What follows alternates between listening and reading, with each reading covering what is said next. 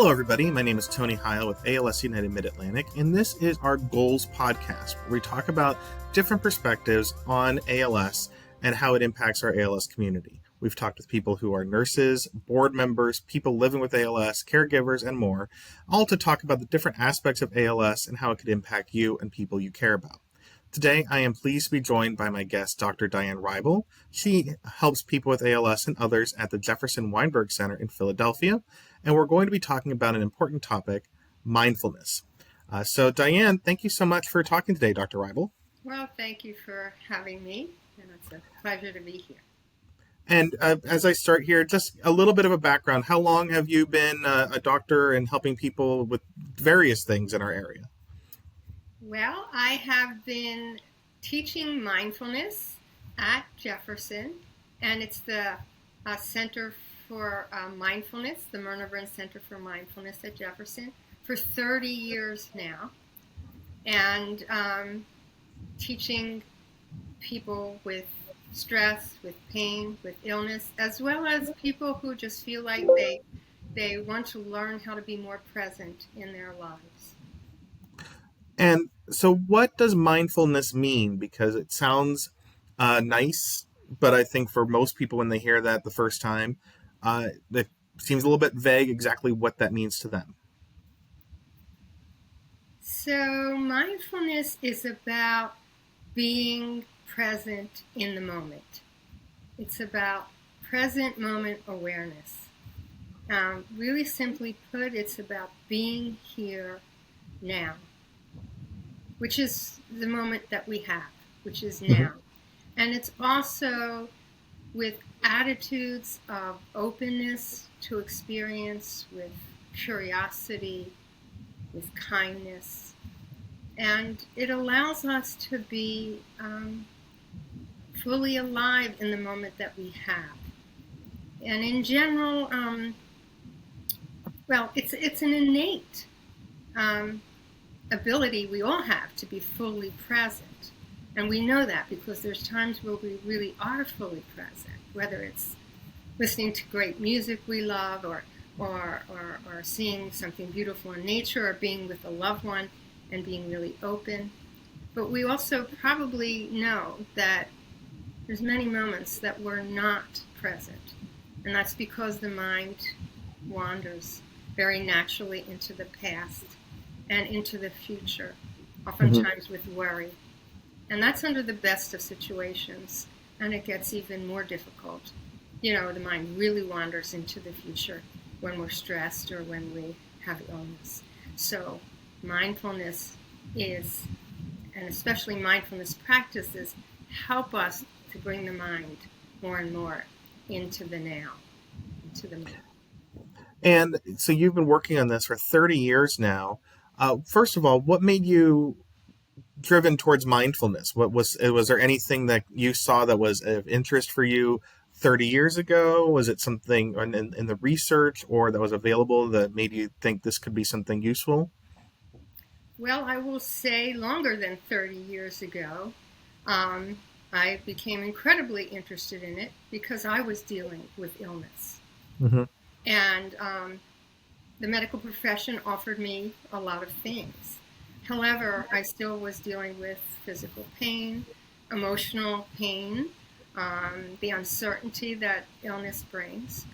And I happened to learn about mindfulness meditation from someone. I was very skeptical, mind you, at the time. I'm a research scientist by training, and if you can't prove anything to me, I have a hard time. But I proved it to myself personally by practicing and seeing the benefits, which were, enormous in helping me to deal with and feel a greater sense of well-being, even with the illness at the time. So that being said, I also, took more and more programs and learned about them and learned about the research and really decided that I wanted to help others by teaching mindfulness. And I appreciate that. It helps me working here to know that the people we work with have these personal experiences, and it means a lot to them on a personal level. You mentioned how mindfulness can impact stress. And I don't think that we understood stress enough 30 years ago. We understand the impact that stress can have on physical health a lot more today than we did when you first started this, right? Yes, absolutely. I mean, and that comes from, a lot of research studies looking at how stress affects the body and the mind and the whole neurological, physiological, biochemical um, reactions that occur when we're stressed and how they can actually, you know, create more deleterious effects in the body and the mind. And and now we also have a lot of research with respect to people who are practicing mindfulness and showing that not only do they say that they feel less stressed, but when they are um, asked to, um, for example, volunteer to do other studies, for example, brain studies or immune system studies, there's enough research now that shows that practicing mindfulness kind of improves immune system function, improves some of the brain functions that can actually result in reduced stress and reduced um, physiological stress responses. So that is very, very recent. We didn't know the effects that mindfulness could have on our physiology, 30 years ago when I started. And at the time when you started, I imagine that mindfulness was really just done in person because you would really couldn't do what we're doing now and speak over a computer in the 1990s. How has the practice of teaching mindfulness changed since then? Well, you're right. It was all in person, and then we had the pandemic. And of course, we could no longer get together in person. So our programs and programs all across the nation were shifted to virtual programs, online programs, which many are still online. And, of course, this is a different experience to be online than in person.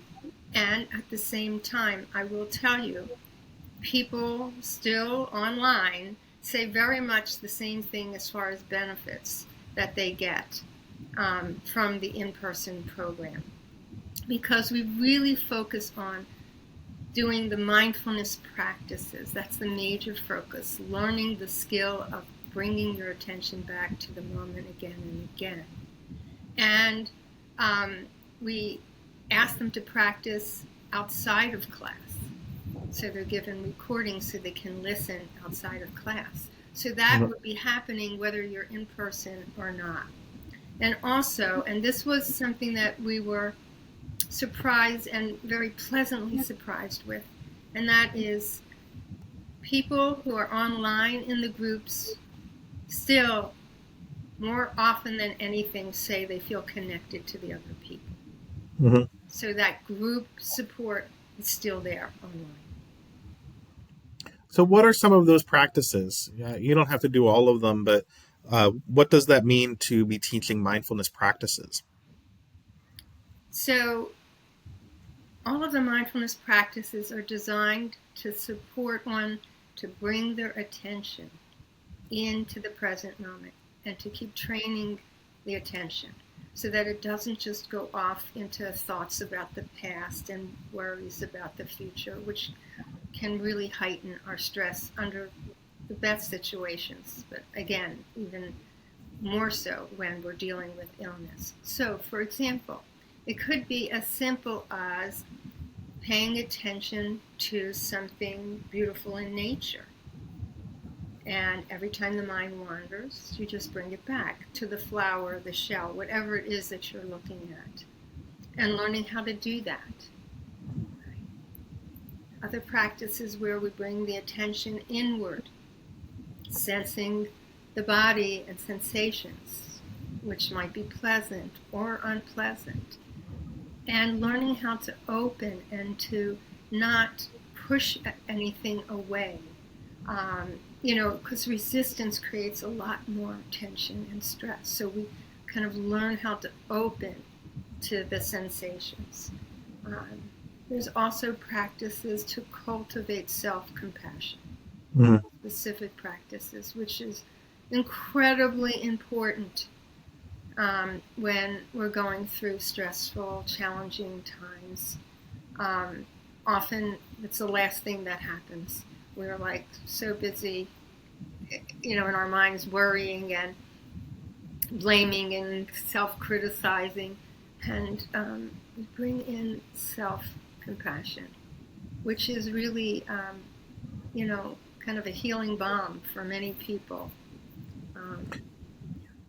Yeah, I appreciate self-compassion, especially with ALS. I'm sure you've seen this, where there's a lot of people with ALS who, unfortunately, will have a sense of guilt because they see the stress on a caregiver and loved ones. And I imagine that self-compassion and being okay with yourself and acceptance is very important, not just for their health and their mental health, but for the relationship with their spouse and caregivers as well.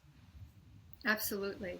And I do want to bring in that the program that we do run, that's sponsored through ALS United Mid-Atlantic, is a program for people with ALS and caregivers. Mm-hmm. It doesn't mean that the caregivers have to show up by any means, but if they want to, they can. And that's a way to support that relationship as well. And so now that we've had some studies, what do the studies show about how mindfulness and the stress reduction helps with the physical aspects of a disease like ALS? There have been specific studies with people with ALS that show that taking a mindfulness program and practicing mindfulness meditations support health-related quality of life, a better health-related quality of life, as well as reduced anxiety, reduced depression, and better emotional regulation. Mm-hmm. Mm-hmm. And Dean, you've worked with a number of other diseases and kinds of populations as well. Is there any sort of dramatic or interesting impact, a difference between how people with ALS are affected by mindfulness versus anyone else, or is it kind of universal? I will say that the majority of studies that have been done with people taking mindfulness programs, often mindfulness-based stress reduction, which is the program that we model after for the people with ALS and their caregivers, really have shown that health-related quality of life, anxiety, depression, all improve, as well as vitality, as well as changes, like I had mentioned, physiologically, both in the brain and in the immune system and cognition. So there is, I would say, in general, people report similar changes when they're doing these practices. And those who take part in mindfulness, do you think that they are more likely to participate in other activities, whether it is events or clinical trials? Well, that's an interesting question, and I can't say for sure that I can answer that documented scientifically. However, I have seen time and time again that people who come to mindfulness-based stress reduction, who might be skeptical at first and then see the benefits, are more open to try different treatments. And also, there are studies that show that people are more compliant with other things that they're doing, like exercise and so forth. That I have seen. A more openness, which is what mindfulness does cultivate, a more openness to possibility. I remember meeting some people with ALS who were very anxious about things like getting a peg tube for nutrition. And I understand that. I would feel that same way. So it was obviously a lot of nervousness and anxiety around that. Does mindfulness help to be accepting of some of those new treatments that you would have to do and as the disease progresses? again, I can only say to you what we've heard, Mm-hmm. from people in our classes. And that is that not everybody, but many people do report that they actually are able to use some of the simple practices to support them before they actually have to do something stressful. And even while they're in the process of doing something that normally would be stressful. Mm-hmm. Okay, so to actually use these practices, whether it's focusing attention on the body or the breath or something in the external environment that will help reduce their stress response um, while they're doing things that elicit their, stress. Now, one thing that obviously hurts when it comes to attention and stress is our attention on other devices, our phones. Right now, I have a lot of distractions just around me, and I'm only talking to you. I'm trying to be focused. Has it been more difficult as people have so many more distractions in their life? Again, the more distractions, the more of a challenge to Mm-hmm. stay focused. I mean, our culture right now, everything's about multitasking and getting things done and so forth. And yes, I would say it is more challenging. And it is possible, though. It is possible with the intention to say, okay, right now, I'm going to let other things be more in the background, and I'm going to bring my attention right here. All right. So let's say right now you have all these distractions in the background that are happening. But if you actually say, oh, I noticed that all those distractions are there, and I'm going to bring my attention right here. And this is going to be the primary focus of attention. Doesn't mean that there is never going to be distractions. But what we learn is how to choose what we want to highlight. Mm-hmm. Almost like spotlighting or putting a flashlight right on, okay, this is where I want to focus the attention right now, and the rest in the background. And that's a skill that we have but we don't tend to use. And it's like a muscle in a way, even though it's not a muscle. The more you work it, the more you train it, the greater your ability to say, okay, I want to be here right now with what's here, not all the other distractions, including ruminating about the future. Mm-hmm. Now, you talk about the program you have. If someone is interested in being part of a mindfulness program, do they have to start from point A and then there's an ending, or can they jump into a session at any time? Okay. So there's, different ways to learn mindfulness. In general, if you're going to be joining a program that has like a curriculum where you just build and learn as you go, it's important to start from the beginning Mm-hmm. and then move through the program. That is the way that we run our 6-week program, for ALS and their caregivers, for people with ALS and their caregivers. It's a 6-week program. And we meet once a week for an hour and a half virtually online. And that way you can build and deepen. Mm-hmm. So that's if you're joining a program. And then there's mindfulness apps where you can, listen to mindfulness practices that way. There's a lot of them, and there's, recordings of mindfulness practices online that you can get, and they're helpful.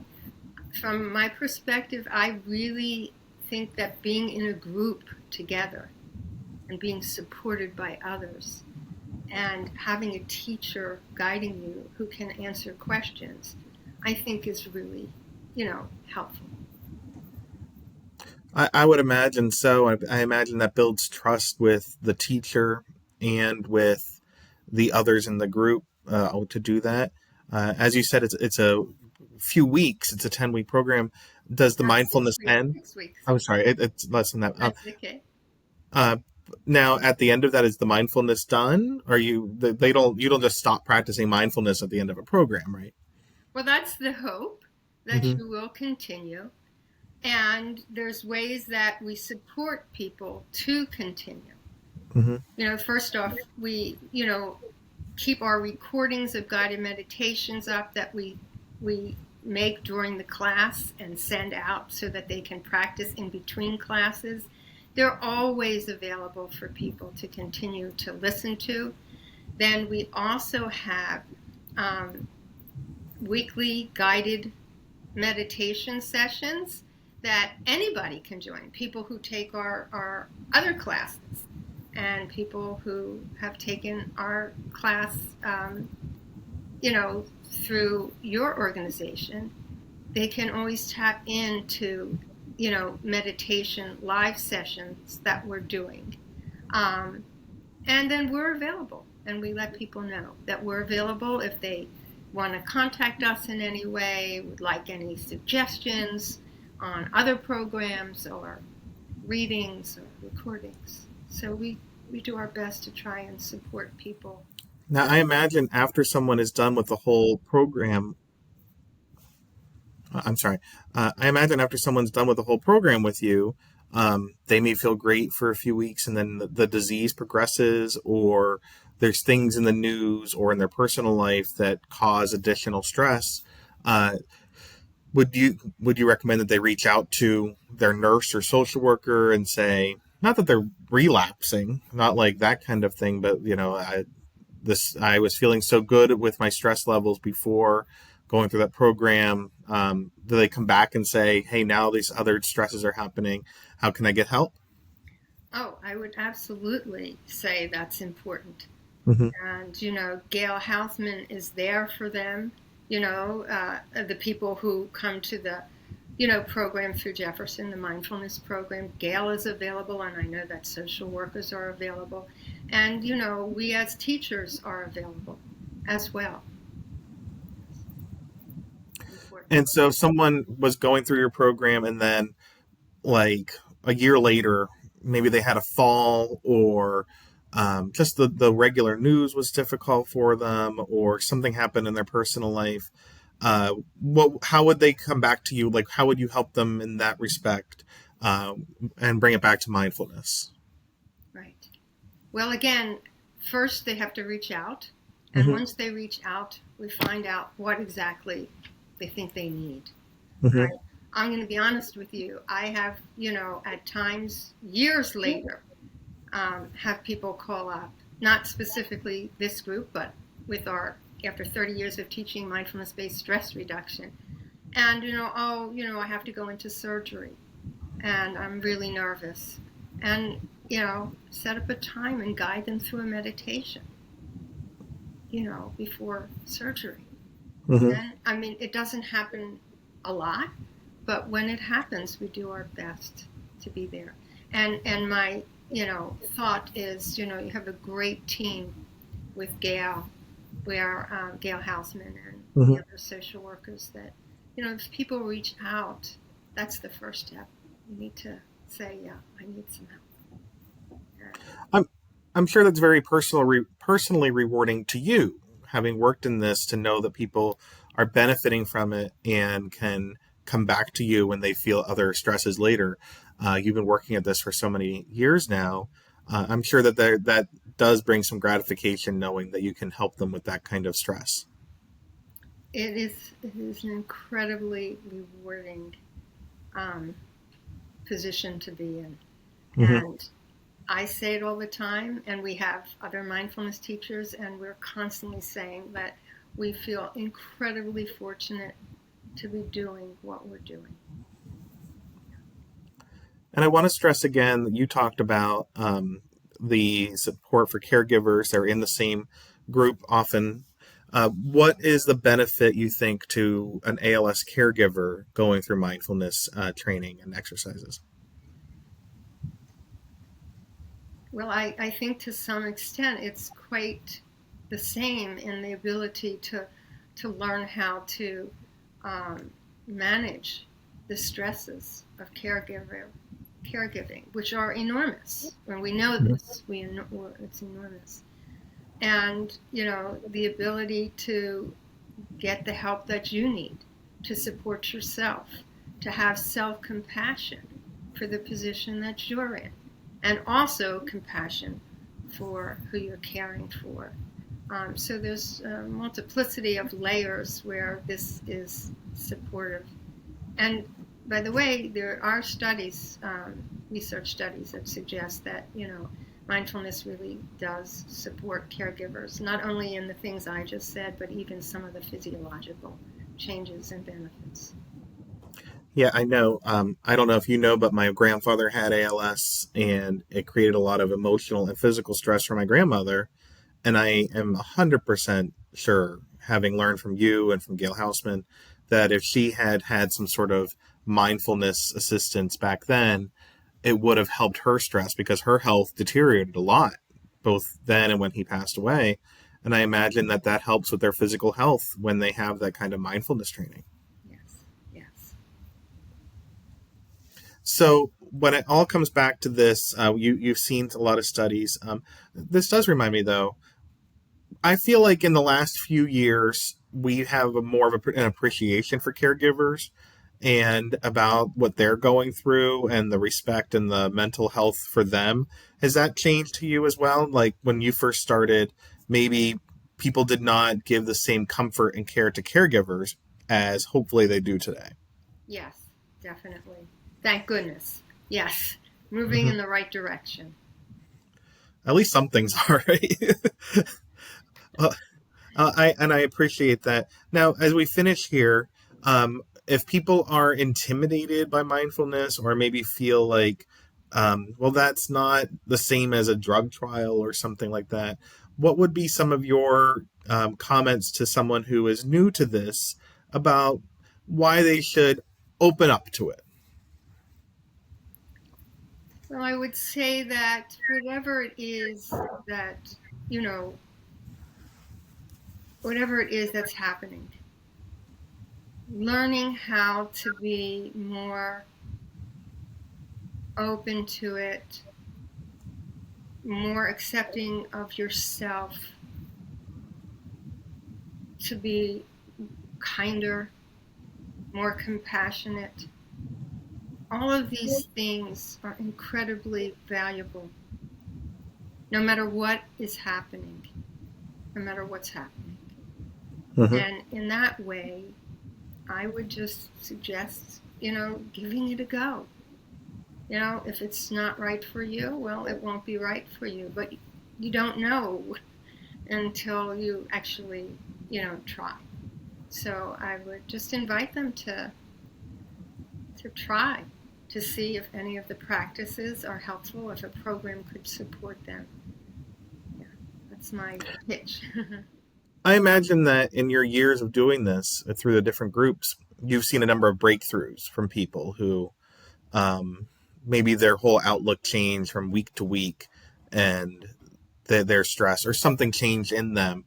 And at this time, I've seen our social workers can notice certain changes in people in either direction. Have you been able to notice certain breakthroughs for people, and that they're seeing a benefit? um, I would say definitively yes, and a lot of the times. Mm-hmm. And I'll just use myself, my personal situation.